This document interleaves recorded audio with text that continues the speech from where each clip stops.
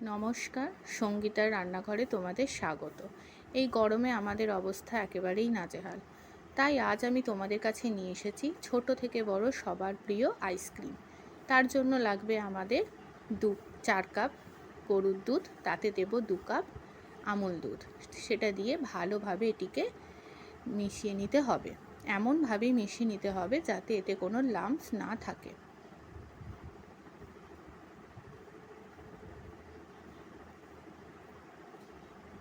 এরপর আমি এতে অ্যাড করব 1/2 কাপ চিনি।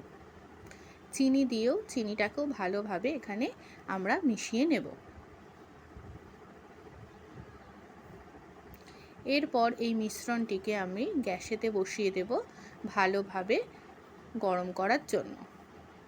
এখানে অনবরত তোমাকে দুধের মিশ্রণটিকে নাড়িয়ে যেতে হবে, না হলে নিচে লেগে যেতে পারে।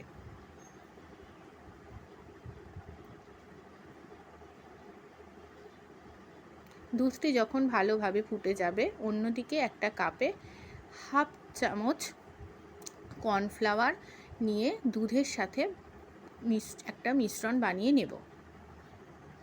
তারপর এই মিশ্রণটিকে ওই গরম দুধের মধ্যে ঢেলে দিয়ে আবার ভালোভাবে নাড়িয়ে যেতে হবে। এখানে কিন্তু অনবরত তোমাকে মিশ্রণটি ভালোভাবে নাড়িয়ে যেতে হবে, না হলে কিন্তু লেগে যাওয়ার চান্স থেকে যায়। এবার যখন দুধের এই মিশ্রণটি ঘন হয়ে যাবে এবং গাঢ়ত্ব কিছুটা এরকম আসবে, তখন আমি গ্যাসটি বন্ধ করে রেখে দেব ঠান্ডা হওয়ার জন্য। অন্যদিকে আমি এখানে 3টি আম নিয়েছি, সেগুলিকে কিছুটা টুকরো করে এবং কিছুটা বড় করে কেটে নিয়েছি। এবার বড় পিস করা আমের টুকরোগুলিকে আমি মিক্সিতে দিয়ে ভালোভাবে একটা স্মুথ পেস্ট তৈরি করে নেব।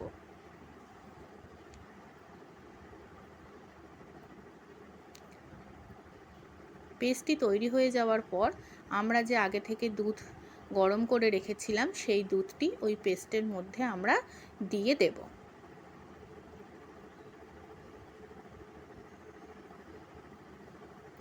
এই সময় আমরা এতে অ্যাড করব 1/2 কাপ ফেস ক্রিম,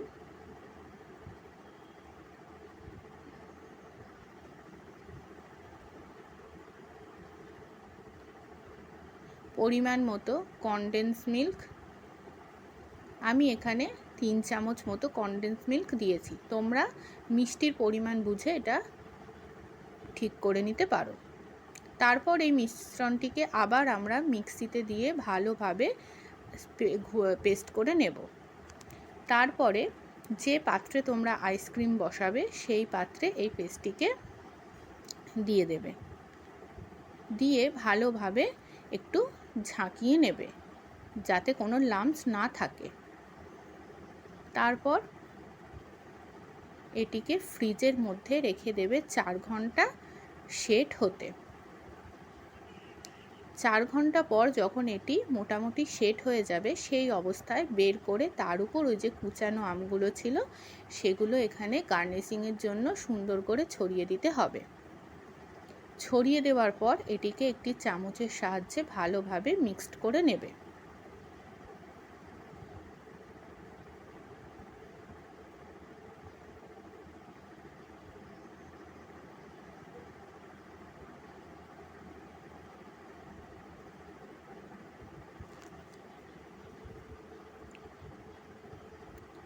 মিক্সড করা হয়ে গেলে আমি ওপর থেকে এখানে সুন্দর দেখানোর জন্য আমন্ড কুচি ছড়িয়ে দিলাম। তোমরা এখানে পেস্তা, কাজু এগুলোও দিতে পারো।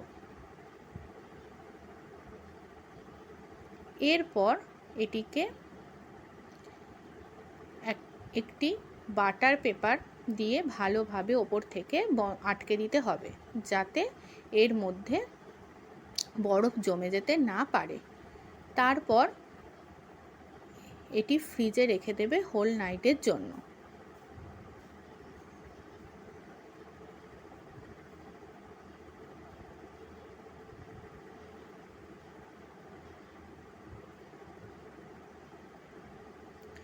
হোল নাইট ফ্রিজে রাখার পর দেখা যাক আমাদের আইসক্রিমটা কেমন হয়েছে। দেখো, তোমরা এখানে দেখতেই পাচ্ছ যে কি সুন্দর আইসক্রিম এখানে জমে গেছে। যেটি কিন্তু দোকানের নামি দামি কোম্পানির আইসক্রিমকেও হার মানাতে পারে। তো তোমরা এভাবে বাড়িতে বানিয়ে করে খেতে পারো, খুবই সুন্দর লাগবে আশা করছি। দেখা হচ্ছে পরের কোনো ভিডিওতে। তোমাদের যদি আমার রেসিপি ভালো লেগে থাকে তাহলে চ্যানেলটিকে লাইক, সাবস্ক্রাইব করে বেল আইকনটি প্রেস করে পাশে থাকো। ধন্যবাদ।